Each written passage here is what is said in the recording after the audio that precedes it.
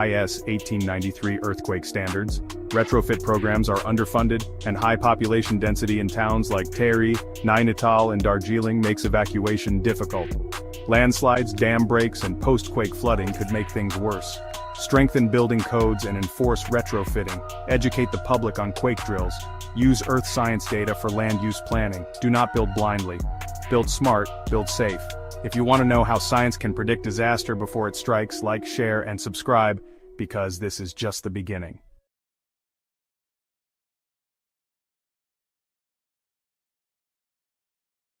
Why is the ground suddenly collapsing under cars in Indian cities? Subscribe to explore the hidden dangers beneath our streets. Sinkholes happen when underground layers, like limestone or soft soil, dissolve or erode, creating empty spaces. Eventually, the top layer collapses into the void. But in cities, it is getting worse due to poor drainage, leaking pipelines, and unplanned construction that weaken the ground from below. Heavy rains make it worse. Water washes away loose material, speeding up collapse.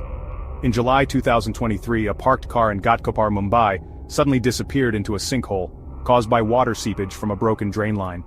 No earthquake, no landslide, just neglected underground infrastructure. From collapsing hills to collapsing roads, Earth moves in more ways than we think. If cities can sink without warning, imagine what the ocean floor can do. Subscribe, because next we dive into how underwater earthquakes create deadly tsunamis.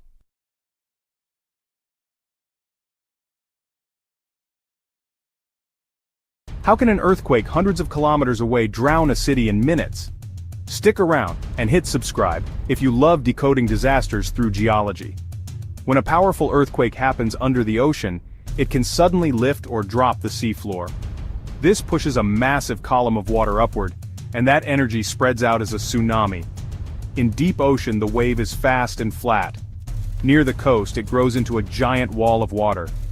On December 26, 2004, a 9.1 magnitude quake struck off the coast of northern Sumatra, Indonesia.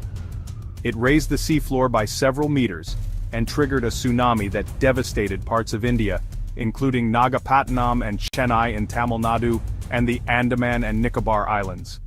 Over 2 lakh people died across 14 countries.